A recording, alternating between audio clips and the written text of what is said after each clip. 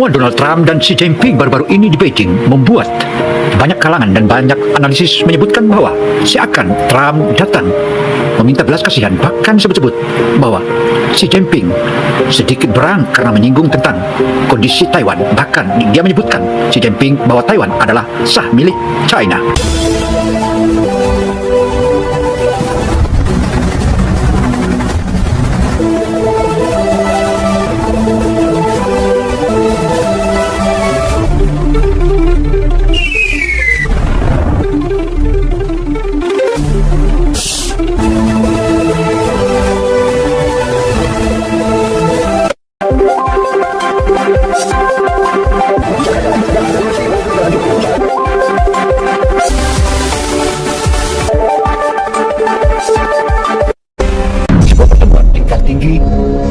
Setiap titiknya, setiap mimik wajah, setiap gerak tubuh masing-masing pejabat dianalisa oleh semua intelijen pertahanan dunia.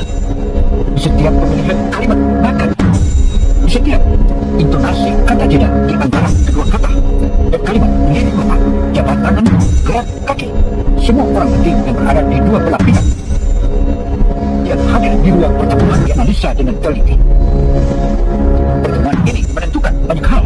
Apakah dolar akan kuat? Apakah minyak mentah akan turun? Akankah perang disulut oleh Israel di Palestina?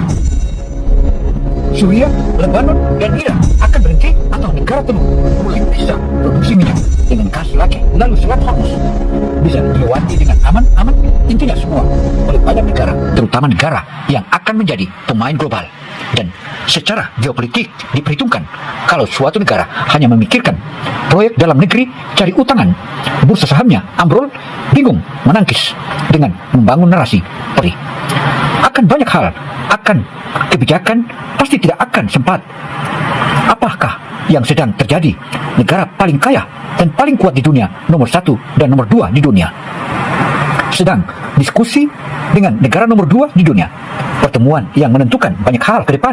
Untuk itu, kita semua dalam pertemuan itu, ketika Trump mendarat disambut anak muda Tiongkok dengan mengibarkan bendera dua negara tersebut yang diterima oleh Menteri Luar Negeri Tiongkok dan Wakil Presiden Tiongkok. Juga duta besar Trump disambut oleh meriah dan penuh kehangatan dalam pertemuan tersebut dengan Xi Jinping. Xi mengatakan, "Be partner, not a rival." Kita seharusnya menjadi teman, bukan malah berseberangan. Kalimat ini sangat kuat menekan Trump di awal sehingga Trump menjawab dengan "my friend" kepada Xi dan mengatakan pertemuan tersebut sangat luar biasa yang tidak ada bandingannya. Trump mengatakan kepada kolega pengusaha yang dibawanya dari Amerika beserta tim kabinetnya untuk menghormati beserta atau pay respect kepada Xi Jinping dan Tiongkok. Trump membawa pengusaha seperti Elon Musk, Tim Cook dari Apple. Mari kita bayangkan Indonesia itu PDB-nya hanya 13 triliun atau 1,3 triliun dolar Amerika Serikat. Kalau hadir itu sama aja diwakili oleh atau Citibank.